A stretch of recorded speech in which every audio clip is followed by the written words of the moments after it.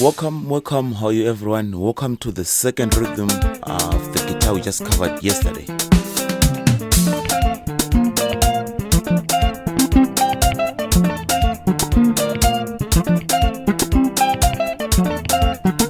This one is a bit of a stretch, but it's only 4 strings that we're playing here.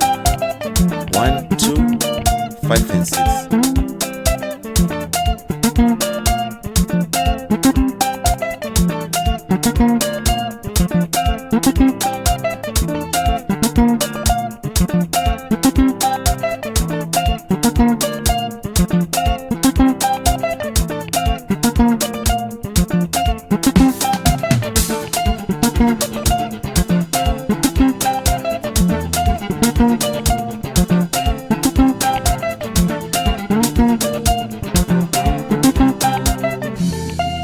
Hello, once again, it's Pete on the mic.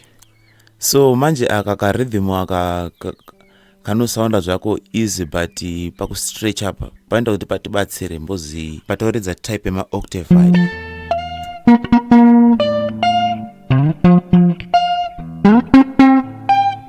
I'm sure you get the drill.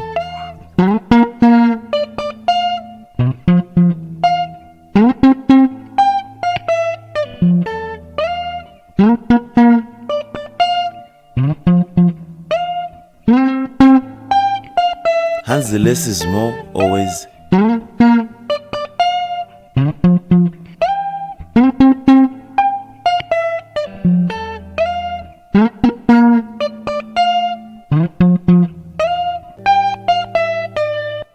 Okay, thank you for watching. See you in the next video. Enjoy this piece. And also don't forget to subscribe to Pandongo Kando video pepe no kasko siko mutanga okuwarairo. Pete on the mic.